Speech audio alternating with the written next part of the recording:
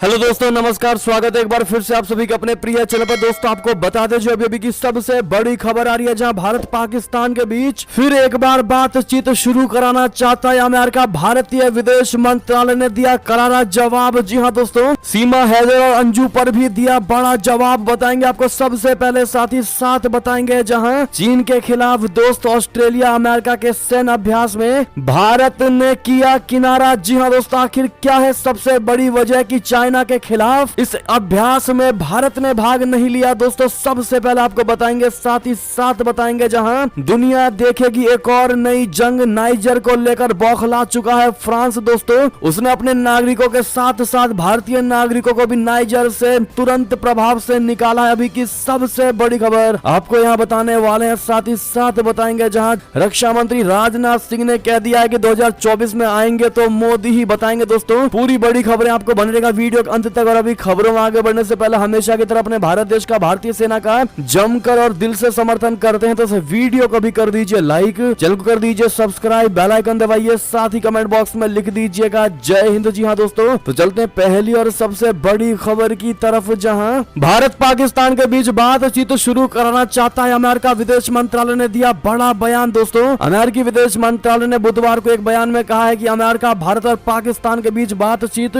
शुरू कराने का समर्थक है। विदेश मंत्रालय के प्रवक्ता मैथ्यू मिलर ने संवाददाताओं से बातचीत में कहा है कि जैसा कि हमने पहले भी कहा है कि हम भारत और पाकिस्तान के बीच चिंता वाले मुद्दों पर सीधी बातचीत का समर्थन करेंगे। खास बात यह है कि अमेरिका का यह बयान दोस्तों ऐसे वक्त आया है जब जम्मू कश्मीर से अनुच्छेद 370 हटाने की 5 अगस्त को वर्षगांठ है। बता दें कि पाकिस्तान के प्रधानमंत्री शहबाज शरीफ ने हाल ही में अपने एक बयान में भारत के साथ बातचीत करने की इच्छा जाहिर की थी। पाकिस्तानी प्रधानमंत्री के इसी बयान को लेकर अमेरिका के विदेश विभाग के प्रवक्ता से सवाल किया गया था। सोमवार को इस्लामाबाद में मिनरल सम्मेलन का आयोजन हुआ, जिसमें पाकिस्तानी पीएम शहबाज शरीफ ने कहा था कि देश को फिर से बनाने के लिए वो पड़ोसी देशों के साथ बातचीत के लिए तैयार है। बता दें कि ये पहली बार नहीं है जब अमेरिका ने भारत पाकिस्तान के बीच बातचीत का समर्थन किया हो। इसी साल मार्च में भी अमेरिका के विदेश विभाग के तत्कालीन प्रवक्ता नेड प्राइस ने एक सवाल के जवाब में कहा था कि अमेरिका दोनों देशों में बातचीत कराने के लिए तैयार है, लेकिन पहले इसके लिए दोनों देश तैयार हो तब। नेड प्राइस ने कहा था कि अमेरिका दोनों देशों के सहयोगी के तौर पर बातचीत के लिए मध्यस्थता करने के लिए तैयार है। अब ऐसे में दोस्तों सब में बड़ी खबर आपको हम ये बता रहे हैं कि पाकिस्तानी पीएम के ऑफर पर विदेश मंत्रालय ने दो टूक जवाब दिया है। दोस्तों सीमा और अंजू के मामले पर भी किया है कमेंट। दरअसल विदेश मंत्रालय के प्रवक्ता अरिंदम बागची ने कहा कि हमने वो रिपोर्टें देखी हैं। भारत का रुख यही है कि हम सभी देशों के साथ मैत्रीपूर्ण संबंध चाहते हैं, लेकिन इसके लिए आतंकवाद से मुक्त माहौल जरूरी है। भारत ने पाकिस्तान की सीमा हैदर और भारत से पाकिस्तान गई अंजू के मामले पर भी बयान दिया है। बागची ने पाकिस्तान से भारत आई सीमा हैदर के मामले पर कहा है कि एजेंसियां सीमा हैदर मामले की जांच कर रही है, लेकिन अंजू का मामला कोई विदेश नीति का मामला नहीं है और ये एक निजी दौरा था। बागची ने कहा कि पाकिस्तान लगातार कश्मीर का मुद्दा उठाता है, वो प्रोपेगेंडा फैलाने के लिए नियमित तौर पर ऐसा करता है। हम पाकिस्तान के इस प्रोपेगेंडा को गंभीरता से लेना नहीं चाहते। विदेश मंत्रालय का कहना है कि भारत G20 बैठक से इतर कोई बैठक नहीं कर रहा है। समिट से इतर अगर भारत की किसी अन्य देश के साथ बैठक होती है या होगी तो मैं अभी इस पर कोई टिप्पणी नहीं कर सकता। यानी कि दोस्तों भारत बार बार एक ही बात कह रहा है पाकिस्तान से कि तुम अपने देश से आतंकवाद को पूरे तरीके से मुक्त करो, उसके बाद ही तुमसे हम बात करने के लिए तैयार होंगे, उससे पहले किसी भी कीमत पर हम तुमसे बात नहीं कर सकते। यानी भारत ने ये क्लियर कह दिया है पाकिस्तान को। क्या आप भी दोस्तों मानते हैं कि भारत ने बिल्कुल सटीक जवाब दिया है? बताइएगा जरूर। अगली खबर की बात करें, जहां चाइना के खिलाफ दोस्त ऑस्ट्रेलिया अमेरिका के सैन्य अभ्यास से भारत ने कर दिया किनारा। जी हाँ दोस्तों, अब आपके मन में सवाल होगा कि आखिर क्यों चीन के खिलाफ हो रहे इस युद्धाभ्यास में भारत जैसे देश ने मना किया, जबकि भारत का सबसे बड़ा अब दुश्मन चाइना ही है। आपको बता दें दोस्तों, भारत ने ऑस्ट्रेलिया के साथ बढ़ते रणनीतिक संबंधों के बावजूद टेलिस्मैन सैबर युद्ध अभ्यास से किनारा कर लिया है। ये ऑस्ट्रेलिया और अमेरिका के सबसे बड़े बहुराष्ट्रीय सैन्य अभ्यासों में से एक है। 2 साल में एक बार होने वाले इस सैन्य अभ्यास में मित्र देशों की सेनाओं को भी शामिल किया जाता है। इस साल ऑस्ट्रेलिया के रक्षा मंत्री पीटर डटन ने खुद भारत को टेलिस्मैन सैबर युद्ध अभ्यास में शामिल होने का न्योता दिया था। इसके बावजूद भारत ने ऑस्ट्रेलिया और अमेरिका के नेतृत्व में होने वाले इस सैन्य अभ्यास से दूरी बनाकर रखी है। ऐसे में सवाल ये उठ रहा है कि प्रशांत महासागर में चाइना की आक्रामकता को रोकने में अमेरिका और ऑस्ट्रेलिया का साथ देने वाले भारत ने आखिर इस युद्धाभ्यास में दूरी क्यों बनाई? तो दोस्तों आपको इसका जवाब बता दें। विशेषज्ञों का सबसे बड़ा दावा है कि भारत ने चाइना के कारण टेलिस्मैन सैबर युद्ध अभ्यास से किनारा वादा किया है इस सैन्य अभ्यास में भारत की भागीदारी से चाइना परेशान हो सकता है और नई दिल्ली 9 से 10 सितंबर के G20 शिखर सम्मेलन से पहले ऐसा नहीं चाहता। यही कारण है कि भारत ने ऑस्ट्रेलिया और अमेरिका के नेतृत्व में होने वाले इस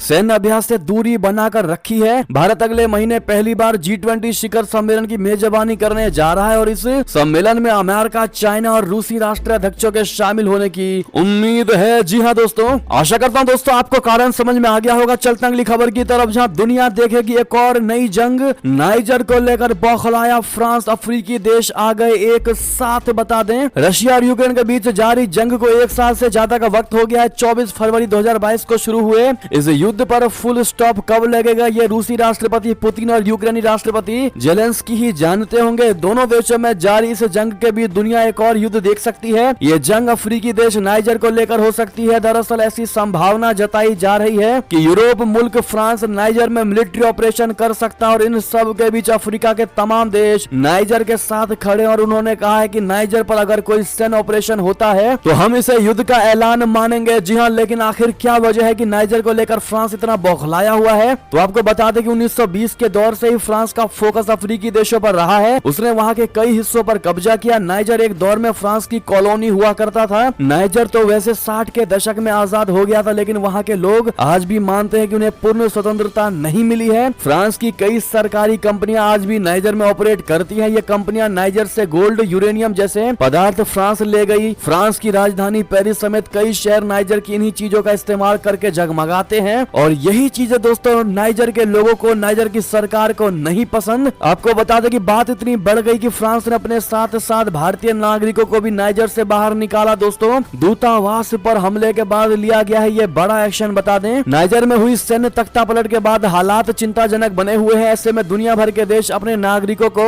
वहां से सुरक्षित निकालने में लगे हुए हैं। इसी कड़ी में फ्रांस अपने नागरिकों के साथ साथ भारत समेत अन्य देशों के नागरिकों को निकालने में मदद कर रहा है। जी हाँ, भारत में फ्रांस के राजदूत इमैनुअल लेनन ने ट्वीट पर इस बात की जानकारी देते हुए कहा है कि फ्रांस ने अब तक करीब 990 फंसे हुए लोगों को नाइजर से निकाला है, जिनमें 560 लोग फ्रांस के नागरिक हैं, जबकि लोग अन्य देश के नागरिक भी हैं और इसमें भारत के भी लोग हैं। जी हाँ दोस्तों, साथ ही साथ इतना ही नहीं, आपको बता दें कि नाइजर में हुए इस तख्तापलट से अफ्रीका में खत्म हुआ अमेरिका फ्रांस का दबदबा, लेकिन दोस्तों रशिया की लग गई लॉटरी। जी हाँ, सही सुना आपने। चलते अगली खबर की तरफ, जहां ब्रिक्स सम्मेलन में भाग लेने के लिए दक्षिण अफ्रीका जाएंगे प्रधानमंत्री नरेंद्र मोदी जी। राष्ट्रपति पुतिन से भी हो सकती है उनकी मुलाकात। सबसे बड़ी खबर बता दें, प्रधानमंत्री नरेंद्र मोदी जी दक्षिण अफ्रीका के राष्ट्रपति मोटे मेला सिरिल रामाफोसा के आमंत्रण पर ब्रिक्स शिखर सम्मेलन में भाग लेने के लिए जोहान्सबर्ग जाएंगे। प्रधानमंत्री कार्यालय यानी पीएमओ की ओर से जारी एक बयान में बृहस्पतिवार को यह जानकारी दी गई। ब्रिक्स एक अंतर्राष्ट्रीय समूह है जिसमें चाइना, भारत, रशिया, ब्राजील और दक्षिण अफ्रीका शामिल है। 15वां ब्रिक्स शिखर सम्मेलन इस साल 22 से 24 अगस्त तक जोहान्सबर्ग में आयोजित होगा। दक्षिण अफ्रीका ब्रिक्स का मौजूदा अध्यक्ष है। पीएमओ ने बताया कि मोदी ने रामाफोसा के साथ बृहस्पतिवार को टेलीफोन पर बातचीत की और इसी दौरान दक्षिण अफ्रीकी राष्ट्रपति ने ब्रिक्स शिखर सम्मेलन के लिए प्रधानमंत्री को आमंत्रित किया था। उन्हें इसकी तैयारियों के बारे में भी जानकारी दी। इसने कहा कि प्रधानमंत्री ने निमंत्रण स्वीकार कर लिया और कहा है कि वो शिखर सम्मेलन में भाग लेने के लिए जोहान्सबर्ग की अपनी यात्रा के लिए उत्सुक है। जी हाँ दोस्तों, ऐसे में प्रधानमंत्री नरेंद्र मोदी जी को एडवांस में ही हैप्पी जर्नी जरूर कहिएगा। अगली खबर की बात करें, जहां जम्मू कश्मीर के कुलगाम से लापता सेना का जवान मिल गया। दोस्तों, पुलिस ने कहा मेडिकल के बाद होगी पूछताछ। बता दें, कुलगाम में लापता जवान को सुरक्षा बलों ने ढूंढ ही निकाला। ईद के बाद से था ये गायब। पूछताछ में सामने आएगी सच्चाई। जी हाँ, जम्मू कश्मीर के कुलगाम जिले से पिछले हफ्ते लापता हुए सेना का एक जवान मिल गया है। पुलिस ने गुरुवार को यह जानकारी दी। लद्दाख में तैनात जावेद अहमद वानी शनिवार को अपने पैतृक स्थान कुलगाम जिले से उस समय लापता हो गए जब वो छुट्टी पर आए थे। पुलिस ने वानी के लापता होने के बारे में पहले कोई ब्यौरा नहीं दिया था, लेकिन आशंका थी कि आतंकवादियों ने उनका अपहरण कर लिया। कश्मीर के अतिरिक्त पुलिस महानिदेशक एडीजीपी विजय कुमार ने एक ट्वीट में कहा है कि सेना के लापता जवान को कुलगाम पुलिस ने ढूंढ लिया है। मेडिकल जांच के तुरंत बाद संयुक्त रूप से पूछताछ शुरू होगी, आगे की जानकारी दी जाएगी। दोस्तों, अगली खबर की बात करते हैं, जहां इजराइल ने भारत को दिया टैंकों का काल। आखिर कितनी है यह खतरनाक? नाम है स्पाइक LOS मिसाइल। जी हाँ दोस्तों, बता दें इजराइल ने भारत को पहाड़ों के पीछे छिपे दुश्मन के ठिकानों को नष्ट करने के लिए spike non line of site यानी NLOS एंटी टैंक गाइडेड मिसाइलें दी हैं। ये मिसाइल 30 किलोमीटर की दूरी तक अपने लक्ष्य पर हमला कर सकती है। इजराइल से स्पाइक मिसाइलों की एक खेप भारतीय वायुसेना के लिए खास तौर पर खरीदी गई है। इसे वायुसेना के MI-17 और अपाचे हेलीकॉप्टरों पर लगाया जाएगा। बताया जा रहा है कि भारतीय वायुसेना को स्पाइक एंटी टैंक गाइडेड मिसाइलें मिल चुकी हैं और जल्द ही इनका परीक्षण होने वाला है। वो ये एंटी टैंक मिसाइलें हैं जिसे खरीदने के प्रस्ताव को शुरू में भारत ने रद्द कर दिया था। तब बताया गया था कि भारत का स्वदेशी एंटी टैंक गाइडेड मिसाइल जल्द ही सर्विस में शामिल होने वाली है। भारतीय वायुसेना ने लगभग 2 साल पहले इजराइल से spike anti tank guided missile खरीदने की प्रक्रिया शुरू की थी। उस वक्त चीनी सेना ने पूर्वी लद्दाख सेक्टर के सामने वास्तविक नियंत्रण रेखा के करीब बड़ी संख्या में टैंक और पैदल सेना के लड़ाकू वाहनों को तैनात किया था। जी हां, बताया यह जा रहा है कि भारत ने फिलहाल स्पाइक ATGM को सीमित संख्या में ऑर्डर किया है और भविष्य में मेक इन इंडिया पहल के माध्यम से बड़ी संख्या में मिसाइलें प्राप्त करने पर विचार किया जाएगा। जी हां दोस्तों, अगली खबर की बात करते हैं जहां अंजू से शादी के बाद परेशान हो रहा नसरुल्ला, उसका परिवार, उसका मोहल्ला। जी हां दोस्तों, जीना हो गया दुश्वार। बता दें, जब से भारत की अंजू पाकिस्तान गई है, दोनों मुल्कों के लोगों की ही जुबान पर सिर्फ अंजू का ही नाम है। अरविंद की अंजू पाकिस्तान जाकर नसरुल्ला से निकाह करने के बाद फातिमा बन गई। शादी के बाद पाकिस्तानी हुकूमत अंजू पर खूब मेहरबान हो रही है। शहबाज सरकार के निर्देश पर अंजू को एक कंपनी ने घर बैठे नौकरी का ऑफर दिया है, तो एक पाकिस्तानी बिजनेसमैन ने 40 लाख का मकान गिफ्ट कर दिया। अगर आपको ऐसा लग रहा है कि अंजू से शादी के बाद नसरुल्ला मौज काट रहा है तो यहाँ थोड़ा ठहर जाइए, क्योंकि असल में तो अंजू से शादी के बाद नसरुल्ला की जिंदगी नरक जैसी बन गई है। परिवार और मोहल्ले वालों का जीना दुश्वार हो गया है। जी हाँ दोस्तों, नसरुल्ला शादी के बाद काफी परेशान है। BBC की रिपोर्ट के मुताबिक नसरुल्ला खैबर पख्तूनख्वा के अपर दीर का रहने वाला है। ये वो इलाका है दोस्तों जहाँ महिलाओं को ज्यादा बोलने और घर से बाहर निकलने की इजाजत नहीं है। अंजू और नसरुल्ला की शादी के बाद तमाम लोकल मीडिया कर्मी अंजू और नसरुल्ला से मिलना चाह रहे हैं, लेकिन नसरुल्ला परेशान और किसी से मिलना नहीं चाहता। मोहल्ले वालों और परिवार वालों का भी जीना बेहाल है। ये इलाका बेहद शांत और यहाँ के लोग बाहरी लोगों से दूर रहना पसंद करते हैं, लेकिन जब से अंजू वहाँ पहुंची है सभी परेशान है। अगली खबर आपको बताते जहाँ सऊदी अरब बना सकता है परमाणु बम, खाड़ी में बढ़ेगी हथियारों की रेस। इजरायली विशेषज्ञों ने आखिर क्यों दी ये चेतावनी, बता दें इजराइल की एटॉमिक एनर्जी कमीशन के एक टॉप अधिकारी की तरफ से सऊदी अरब को लेकर चेतावनी दी गई है। इस अधिकारी की माने तो सऊदी अरब की तरफ से परमाणु प्लांट की मांग को मंजूरी दिए जाना इस क्षेत्र के लिए खतरनाक साबित हो सकता है। सऊदी अरब इजराइल के साथ एक सामान्य समझौते के तहत इस प्लांट के तहत मंजूरी मांगी गई है। इस अधिकारी की माने तो सऊदी अरबिया की मांग अंतर्राष्ट्रीय शांति को जोखिम में डाल सकती है, साथ ही खाड़ी क्षेत्र में परमाणु रेस के लिए जिम्मेदार हो सकती है। जो शर्तें सऊदी अरब के तहत रखी गई है उसमें पहली है अमेरिका की एडवांस डिफेंस टेक्नोलॉजी जैसे कि थर्ड मिसाइल सिस्टम तक पहुंच हासिल होना। ऐसे में इजराइल ने कहा है दोस्तों कि अगर सऊदी अरब एक रिएक्टर बनाता है तो वो सिर्फ इसे लाल सागर के करीब ही निर्मित करेगा। ऐसा इसलिए होगा क्योंकि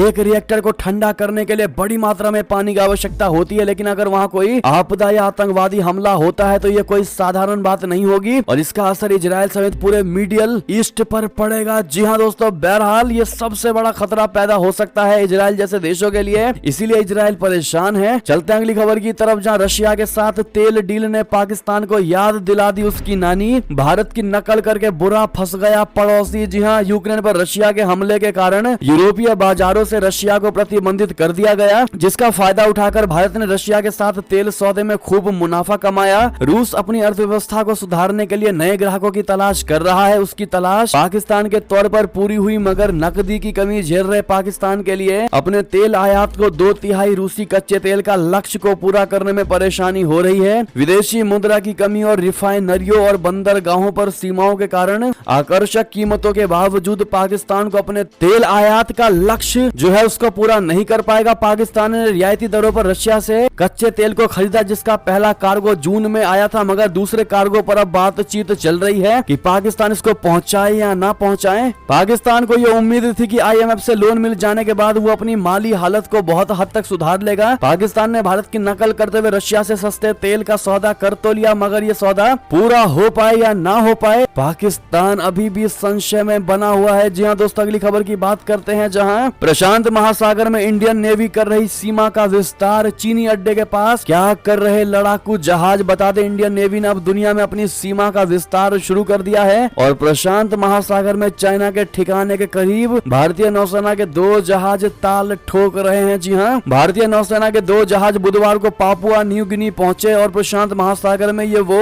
देश है जो अमेरिका के साथ साथ चाइना के लिए भी रणनीतिक महत्व रखता है। लेकिन अब भारत भी सुपर पावर की तरह बर्ताव करते हुए अपनी शक्तियों का विस्तार करना शुरू कर दिया है। भारतीय दूतावास के एक अधिकारी ने कहा कि INS कोलकाता गाइडेड मिसाइल विध्वंसक और INS Sahyadri frigate Papua New Guinea की राजधानी पोर्ट मोरेस्बी में 2 दिनों तक रहेंगे। दूतावास के बयान में कहा गया है कि ये यात्रा क्षेत्र में समुद्री सहयोग और सुरक्षा को बढ़ाएगी। चलते अगली खबर की तरफ, जहां पर ब्रिटिश PM ऋषि सुनक के घर को लोगों ने काले कपड़े से ढक दिया। जी हां दोस्तों, आखिर क्या है पूरा मामला बता दें। ब्रिटिश प्रधानमंत्री और भारतीय मूल के ऋषि सुनक अपने परिवार के साथ छुट्टियां मनाने कैलिफोर्निया गए हुए हैं। इस बीच यॉर्कशायर शहर में कुछ लोगों ने उनके घर को 200 मीटर लंबे एक काले कपड़े से ढक दिया। बताया ये जा रहा है कि ये लोग ग्रीन पीस संस्था से जुड़े हैं जो ऋषि सुनक के एक फैसले का विरोध कर रहे हैं। सुनक ने इस सप्ताह उत्तरी सागर में सैकड़ों नए तेल और गैस लाइसेंसों को हरी झंडी दिखाई है। संगठन ने इस फैसले को पर्यावरण विरोधी बताया है। चलते हैं दोस्तों अगली खबर की तरफ, जहां 50 युद्धपोत, 30 लड़ाकू विमान और हजारों सैनिक आर पार की लड़ाई के लिए तैयार हो गया रशिया। जी हां, रूसी गोलाबारी में गुरुवार को यूक्रेन के खैरसान शहर में स्थित एक ऐतिहासिक चर्च क्षतिग्रस्त हो गया जिसमें कभी 18वीं शताब्दी के उस मशहूर कमांडर के अंतिम अवशेष दफनाए गए थे जिसने आधुनिक यूक्रेन के दक्षिण पूर्वी हिस्सों पर रूसी नियंत्रण स्थापित किया और क्रीमिया प्रायद्वीप पर कब्जा कर लिया था। आपको बता दें कि रशिया ने अब आर पार की लड़ाई का मूड बना लिया है। विशेषज्ञों का कहना है कि बाल्टिक सागर में रूस के द्वारा किया गया शक्ति प्रदर्शन इस बात का जाहिर तौर पर इशारा करता है। आपको बता दें कि बाल्टिक सागर में रशिया ने नौसेना के युद्धपोतों और लड़ाकू विमानों से अपनी ताकत का एहसास दिलाया है। इस शक्ति प्रदर्शन को चेतावनी की तरह देखा जा रहा है। जी हां दोस्तों, साथ ही साथ अगली खबर आपको बता दें, जहां पर टिकट मिलने पर भी भारत में चुनाव नहीं लड़ पाएगी सीमा हैदर। यह है कानूनी पेच। दरअसल सीमा हैदर पाकिस्तान में अपने पति को छोड़कर भारत आई और सुर्खियों में छा गई। बॉलीवुड फिल्म में रोल फाइनल होने के बाद अब सीमा हैदर के चुनाव में उतरने के चर्चे हैं। तमाम राजनीतिक दल सीमा को लोकसभा चुनाव में टिकट देने का मन बना चुके हैं और लगातार उनसे संपर्क में है। केंद्रीय मंत्री रामदास अठावले की पार्टी यानी RPI ने तो सीमा हैदर की पार्टी में भूमिका तक तय कर दी है। पार्टी के पदाधिकारियों ने तो ये तक दावा कर दिया है कि सीमा हैदर ने भी हामी भर दी है। बेशक राजनीतिक दलों के ऑफर से सीमा हैदर भारत में चुनाव लड़ने का सपना देखने लगी हो, लेकिन सच में ऐसा तब तक नहीं हो सकता जब तक सीमा हैदर भारत की नागरिक ना हो। दरअसल भारतीय संविधान किसी भी विदेशी व्यक्ति को भारत में चुनाव लड़ने की इजाजत नहीं देता है। इसके लिए बाकायदा प्रावधान किए गए हैं। अगर सीमा को भारत की नागरिकता मिल भी जाती है तो एक और शर्त है जो वो पूरी नहीं करती। भारत में चुनाव लड़ने की जो सबसे पहली शर्त है वो ये है कि उम्मीदवार का भारतीय नागरिक होना बहुत जरूरी है। यदि कोई व्यक्ति भारत का नागरिक नहीं है तो वो चुनाव नहीं लड़ सकता। चुनाव आयोग की वेबसाइट के मुताबिक भारतीय संविधान के अनुच्छेद 84 के में इसका विस्तार से वर्णन है। इसमें लिखा गया है कि कोई भी व्यक्ति संसद के लिए तब तक नहीं चुना जा सकता जब तक कि वो भारत का नागरिक ना हो। राज्य की विधानसभाओं के लिए भी इसी तरह का प्रावधान है। इसके लिए संविधान के अनुच्छेद 173 क में जिक्र किया गया है कि इसके हिसाब से भी सीमा चुनाव लड़ने के लिए अपात्र है। लेकिन दोस्तों, अगर उसको भारत की नागरिकता मिल भी जाती है उसके बावजूद भी वो चुनाव नहीं लड़ पाएगी अभी तक। इस वजह से बता दें, दरअसल भारत में चुनाव लड़ने की न्यूनतम उम्र 25 साल है। लोक प्रतिनिधित्व अधिनियम 1950 की धारा 36(2) तथा संविधान का अनुच्छेद 173 ख के मुताबिक संसद और विधानसभा का चुनाव लड़ने के लिए उम्मीदवार का कम से कम 25 वर्ष की उम्र पूरी करना जरूरी है। सीमा ये शर्त भी पूरी नहीं करती क्योंकि सीमा हैदर अभी 21 साल की ही है। जी हाँ दोस्तों, इस पर आपकी जो भी राय हो कमेंट में लिखकर अवश्य बताइएगा। चलते हैं अगली खबर की तरफ, जहां कुनो में 9 चीतों की मौत के बाद विदेशी एक्सपर्ट ने सरकार से क्या क्या कहा आपको बता दे। कहा कि युवा चीतों को लेकर आए, बॉडी पर आए फर हटाएं। जी हाँ दोस्तों, मध्य प्रदेश के कुनो नेशनल पार्क में दक्षिण अफ्रीका से लाए गए 6 चीतों समेत 9 की मौत हो चुकी है। इनमें 3 शावक शामिल हैं जिनका जन्म कुनो में ही हुआ था। चीतों की मौत के मामले लगातार सामने आने के बाद सवाल उठने लगे हैं। इसको लेकर सरकार ने भी रिपोर्ट मांगी है। इस बीच आपको बता दें, विदेशी एक्सपर्ट ने सरकार को कई तरह के सुझाव दिए हैं जिससे कि चीता प्रोजेक्ट को सफल बनाने में सहायता मिल सके। इसमें उन्होंने अफ्रीका से युवा चीता लाने और इनके फर यानी शरीर के बाल ट्रिम करने जैसी सलाह दी है। जी हाँ दोस्तों, अगली खबर की बात करते हैं, जहां पर दिल्ली बिल के बहाने अमित शाह का विपक्ष पर तीखा हमला। कहा 2024 में आएंगे तो मोदी ही। बता दें, केंद्रीय गृह मंत्री अमित शाह ने दिल्ली सेवा विधेयक का विरोध करने पर विपक्षी दलों पर निशाना साधते हुए गुरुवार को कहा कि इन दलों को ना तो लोकतंत्र की चिंता चिंता है, न देश की और न ही जनता की चिंता है, बल्कि इन्हें सिर्फ अपने गठबंधन की चिंता है। लेकिन ये कितने ही गठजोड़ बना ले, 2024 में नरेंद्र मोदी ही आएंगे। दिल्ली राष्ट्रीय राजधानी क्षेत्र शासन संशोधन विधेयक 2023 पर लोकसभा में हुई चर्चा का जवाब देते हुए गृह मंत्री अमित शाह जी ने कहा कि पिछले कुछ दिनों में सदन में 9 विधेयक पारित हुए, लेकिन विपक्षी दल इसमें शामिल नहीं हुए। वे सभी विधेयक भी महत्वपूर्ण थे, लेकिन आज के विधेयक पर सभी मौजूद हैं विपक्षी दल, क्योंकि सवाल गठबंधन बचाने का है। जी हाँ दोस्तों, बहरहाल क्या आप भी मानते हैं कि आएंगे तो मोदी ही अगले साल? देखते हैं भारत की जनता इस पर क्या कहती है, क्या राय देती है। बहरहाल दोस्तों, ऐसे में ये थे अभी की सारी बड़ी खबरें। आपको हमारी खबर कैसी लगी? आशा करता हूँ बहुत अच्छी लगी होगी। अगर थोड़ी भी अच्छी लगी है तो इस वीडियो को भी अपने भाई बंधुओं में व्हाट्सएप, फेसबुक, ट्विटर के जरिए पूरे भारत में शेयर करना बिल्कुल भी मत भूलिएगा। और अभी कर दीजिए इस वीडियो को लाइक, चैनल को कर दीजिए सब्सक्राइब, बेल आइकन दबाइए, साथ ही कमेंट बॉक्स में लिख दीजिएगा जय हिंद, जय भारत। और आप सभी का यहाँ तक बने